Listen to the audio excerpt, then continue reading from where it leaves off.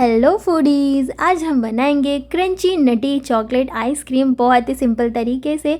यहाँ पर आपको ये क्रीमी एंड स्मूथ आइसक्रीम के अलावा चॉकलेट सिरप की रेसिपी भी मिलने वाली है। साथ ही साथ यहाँ पर बढ़िया से ये चॉकलेट कर्ल्स के ट्रिक भी मिलने वाली है। आप बहुत ही आराम से घर पर बना पाएंगे। तो चलिए शुरू करते हैं हमारी आज की रेसिपी क्रंची नटी चॉकलेट आइसक्रीम की।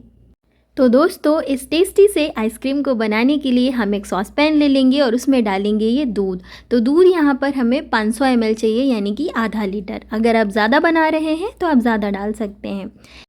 अब इसके बाद हम एक बड़ा चम्मच ले लेंगे। तो जो मैंने लिया है उसकी क्वांटिटी 1 टेबलस्पून की है, यानी उसकी 15 ml की क्वांटिटी है। तो दोस्तों, इसी स्पून से हम इसमें 2 टेबलस्पून कोको पाउडर डालेंगे। आप चाहें तो नॉर्मल जो चॉकलेट बार आते हैं वो भी इसमें डाल सकते हैं। चॉकलेट कंपाउंड वगैरह जो मार्केट में आता है वो भी आप क्रश करके डाल सकते हैं। अब इसके बाद हम इसे अच्छे से दूध के साथ में मिक्स कर देंगे। दोस्तों, यहाँ पर दूध और कोको पाउडर के अलावा अभी कुछ भी नहीं है। दोनों को अच्छे से मिक्स करेंगे। अब क्योंकि दूध अभी ठंडा होता है तो पाउडर को मिक्स होने में थोड़ा टाइम लगता है, बट हमें इसे अच्छे से कम्प्लीटली मिक्स करना है और उसके बाद हम इसे बॉईल होने के लिए रख देंगे लो से मीडियम फ्लेम पर। अब दोस्तों, हमने इसे उबलने के लिए रख दिया है। तो अभी हमें क्या करना है, बीच बीच में चलाते भी रहना है ताकि जो हमने इसमें कोको पाउडर ऐड किया है ना, वो बेस में चिपक ना जाए। तो आप यहाँ पर देख सकते हैं कि इसमें उबाला आ चुका है। तो जैसे ही ये बॉईल होने लगे हम उसे अच्छे से एक बार मिक्स कर लेंगे। और दोस्तों, मिक्स करने के बाद हमें इसमें ऐड करना है शुगर। हमने पहले शुगर ऐड नहीं किया था, क्योंकि अगर आप कच्चे दूध में शुगर ऐड करते हैं तो दूध के फटने के चांसेस बहुत होते हैं। तो दोस्तों, यहाँ पर मैंने हाफ़ कप शुगर लिया है, क्योंकि यहाँ पर दूध की क्वांटिटी 500 ml है। अगर आप 1 लीटर दूध से आइसक्रीम बना रहे हैं तो आप 1 कप चीनी यूज़ कर सकते हैं, और नहीं तो आप अपने टेस्ट के अकॉर्डिंग थोड़ा बहुत कम ज़्यादा कर सकते हैं। अब चीनी मिलाने के बाद हम इसे अच्छे से मिक्स कर लेंगे। और दोस्तों, दूध को हमें बिल्कुल ही गाढ़ा बनाना है, इसलिए बीच बीच में हम चलाते भी रहेंगे और फ्लेम यहाँ पर लो से मीडियम रखेंगे ताकि बेस में चिपके नहीं। अब दोस्तों, इसे उबलते हुए यहाँ पर टोटल 10 मिनट्स हो चुके हैं और आप देख सकते हैं कि ये काफ़ी ज़्यादा गाढ़ा हो चुका है। हमें इसमें से ही चॉकलेट सिरप भी निकालना है। तो हमें किस स्टेज पर चाहिए वो एक बार चेक कर लेते हैं। तो इसमें से थोड़ा सा हम बोल में निकाल कर देख लेते हैं कि कितना गाढ़ा हुआ है ये। अभी पैन में है तो गर्म है, इसलिए पता नहीं चलता है। तो हम इसे एक बोल में थोड़ा सा निकाल लेते हैं, क्योंकि ठंडा होने के बाद ही इसका असली थिकनेस पता चलता है। तो इसे रख देते हैं साइड में। और ये जो हमारा आइसक्रीम बेस है, अभी उसे हम लो फ्लेम पर कंटिन्यू बॉईल होने देंगे, बीच बीच में चलाते रहेंगे। तो दोस्तों, इसे हमने 1 मिनट और उबाल लिया है, और हमने जो बॉल में निकाल कर ये थोड़ा सा रखा हुआ था चॉकलेट सिरप, उसे एक बार चेक कर लेते हैं कि कितनी थिकनेस आई है। तो आप यहाँ पर देख सकते हैं कि अच्छे से स्मूथ भी है और थिकनेस भी है इसमें। हम इसे उंगलियों से टच करके देखेंगे। हम इसके बेस साइड पर एक बार लगा लेते हैं। तो ये देखिए, इसके बैक साइड पे जब आप लगाते हो तो आप इसकी फ़्लो से आप समझ सकते हो कि ये कितना थिक है। अब हम इसे फिंगर से एक बार टच करके देखेंगे। इसमें स्टिकीनेस होनी चाहिए, थोड़ा सा गाढ़ापन आपको फ़ील होगा। ये देखिए इस तरीके से। तो इसमें थोड़ी सी चिपचिपाहट है, तो बिल्कुल ऐसा ही चाहिए। और हमने इस सिरप को थोड़ा और बॉयल ही किया है, मतलब ये थोड़ा और थिक है। तो बिल्कुल ही परफेक्ट कंसिस्टेंसी है हमारे चॉकलेट सिरप के लिए। तो यहीं पर हम थोड़ा सा चॉकलेट सिरप निकाल लेते हैं, जो कि आइसक्रीम की टॉपिंग के लिए काम आता है। तो बस इतना काफ़ी है। अब दोस्तों, इसके बाद हम इस बेस को 5 मिनट के लिए और उबाल लेंगे, जिससे क्या होगा, जो आइसक्रीम के लिए हमें गाढ़ा बेस चाहिए वो बिल्कुल ही परफेक्ट कंसिस्टेंसी वाला हमें मिलेगा। तो 5 मिनट उबालने के बाद अब मैं आपको दिखा देती हूँ कि ये कैसा हो गया है। तो दोस्तों, आप अभी यहाँ पर देख सकते हैं कि हमारे स्पैचुला के बेस पर अच्छे से इसकी कोटिंग चढ़ रही है। अभी जबकि ये गर्म ही है, जब ये ठंडा होगा तो इसमें और ज़्यादा थिकनेस आएगा। तो अब हम इसे एक स्टैंड पर रख देते हैं और इसे ठंडा होने देते हैं। तो दोस्तों, अब ये ठंडा हो चुका है। मैं आपको इसकी थिकनेस दिखा देती हूँ। तो ये देखिए, हाथों पे ये कैसे स्टिक हो रखा है, काफ़ी गाढ़ा है। अब मैं आपको इसका एक बार फ़्लो दिखा देती हूँ। तो ये देखिए, आप इसका फ़्लो से अंदाज़ा लगा सकते हैं कि जो हमारा आइसक्रीम का बेस है वो कितना थिक है।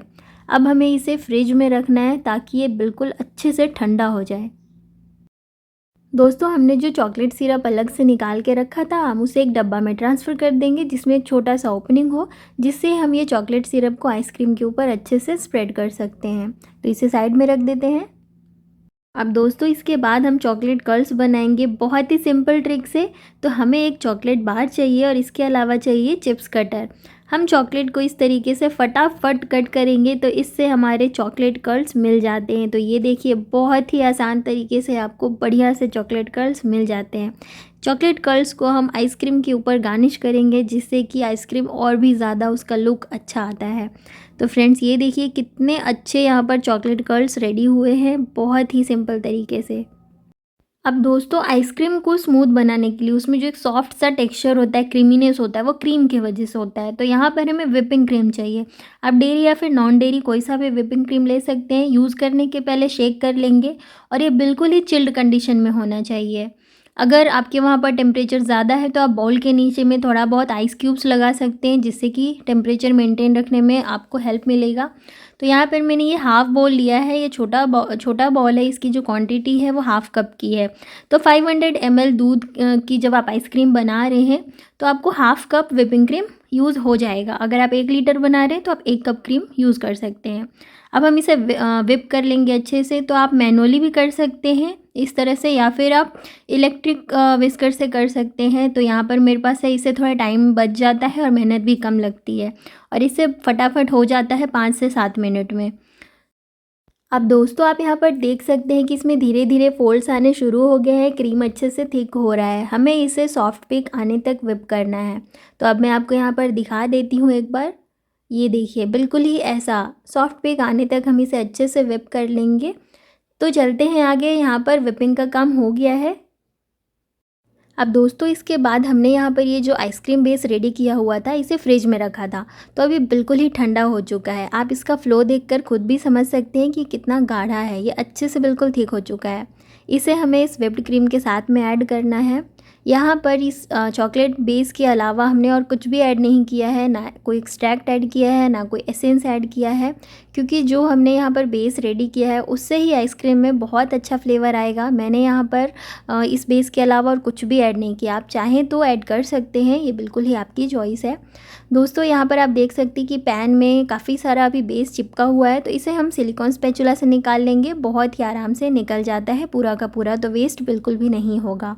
अब दोस्तों इसे हम अच्छे से बिल्कुल मिक्स कर लेंगे। इसे हमें तब तक मिक्स करना है जब तक ये बिल्कुल यूनिफॉर्म ना हो जाए और इसे हम बिल्कुल ही लोवेस्ट स्पीड पर ही मिक्स करेंगे। आप चाहें तो इसे मैनुअली भी मिक्स कर सकते हैं। तो ये देखिए फ्रेंड्स अभी बिल्कुल ही यूनिफॉर्म मिल चुका है। तो यहाँ पर हम स्टॉप कर देंगे, ओवर मिक्सिंग नहीं करेंगे। इसके बाद हम इसमें थोड़े से ड्राई फ्रूट्स ऐड करेंगे। तो उसे हम बिल्कुल ही पतले पतले स्लाइसेस काट कर ऐड करेंगे जिससे कि सभी तरफ यूनिफॉर्म फैल जाएगा और बेस में जाकर नहीं बैठेगा। इसे हम अच्छे से रोस्ट कर लेंगे जिसकी वजह से बिल्कुल ही क्रंची और नटी फ्लेवर आता है। तो दोस्तों ड्राई फ्रूट डालने के बाद भी हम इसे अच्छे से बिल्कुल मिक्स कर देंगे। तो दोस्तों फाइनली हमारा आइसक्रीम का बेस यहाँ पर रेडी हो चुका है। अब हम एक कंटेनर ले लेंगे जिसमें भी आप आइसक्रीम को जमाने वाले हैं। बेस में हम थोड़ा सा ड्राई फ्रूट और डाल देंगे और थोड़ा सा हमने यहाँ पर ये जो चॉकलेट कर्ल्स रेडी किए थे वो बिल्कुल ठंडा हो चुका है, फ्रीज़र में रख दिया था। तो इसे भी हम डाल देंगे बेस में। इससे आइसक्रीम में बहुत अच्छा फ्लेवर आएगा और फिर हम इसे आइसक्रीम बेस से बिल्कुल फिल कर देंगे। और दोस्तों ऊपर से आप यहाँ पर ये जो चॉकलेट कर्ल्स है थोड़ा सा और डाल देंगे। इससे लुक और टेस्ट दोनों ही बहुत अच्छा हो जाता है। थोड़ा सा हम यहाँ पर नट्स भी डाल सकते हैं। तो ये लीजिए फाइनली आइसक्रीम जमाने के लिए रेडी हो चुका है। अब हम इसे कवर करके और फ्रीज़र में ट्रांसफ़र कर देते हैं।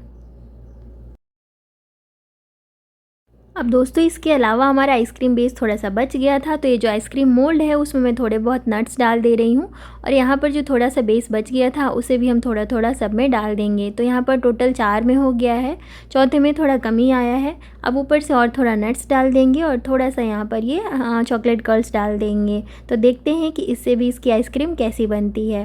तो ये भी रेडी है, इसे भी फ्रीज़र में ट्रांसफ़र कर देते हैं। अब दोस्तों इसे हम 8 से 10 घंटे के लिए अच्छे से फ्रीज़ होने देंगे।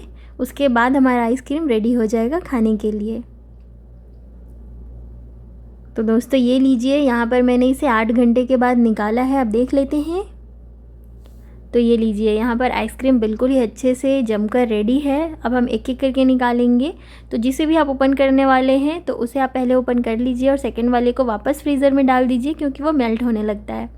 तो हम पहले ये वाला ओपन कर लेते हैं जो हमने पहले डाला था। तो ये देखिए बहुत ही बढ़िया यहाँ पर आइसक्रीम बिल्कुल ही soft, creamy and smooth ice cream ready हुआ है दोस्तों। बहुत ही बढ़िया है और कितना ईज़िली ये निकल भी गया है।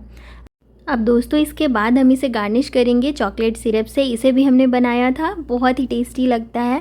इसके ऊपर थोड़ा सा हम चॉकलेट कर्ल्स डाल देंगे, थोड़ा ड्राई फ्रूट डालेंगे तो हमारी आइसक्रीम बहुत ही टेस्टी लगती है। तो ये लीजिए, आइसक्रीम बनकर तैयार है। बहुत ही बढ़िया, बहुत ही सिंपल से। दोस्तों आपको कैसी लगी मेरी ये रेसिपी वो मुझे कमेंट सेक्शन में ज़रूर बताना। अभी हमने ये जो आइसक्रीम मोल्ड में बनाया था उसे भी निकाल लेते हैं। तो इसे हम पहले थोड़ा पानी में डिप कर लेंगे, या तो आप डायरेक्टली नल के नीचे भी डाल सकते हैं और उसके बाद ये बहुत ईजिली निकल जाता है। तो ये लीजिए, आइसक्रीम बार भी हमारे यहाँ बनकर रेडी है। तो फ्रेंड्स आप भी इस तरीके से आइसक्रीम ज़रूर बनाइए और अपना फीडबैक मेरे साथ शेयर कीजिए। और अगर आपको मेरी ये वीडियो अच्छी लगी है तो वीडियो को लाइक कीजिए, ज़्यादा से ज़्यादा लोगों तक शेयर कीजिए। साथ ही मेरे चैनल को सब्सक्राइब करके बेल आइकन को प्रेस कर दीजिए। तो इस तरह की अच्छी अच्छी सी रेसिपीज़ आपको फ्यूचर में भी मिलते रहेंगी। आप भी बनाइए, खाइए, एंजॉय कीजिए। हम फिर मिलेंगे नए वीडियो में एक नई रेसिपी के साथ। तब तक के लिए बाय बाय।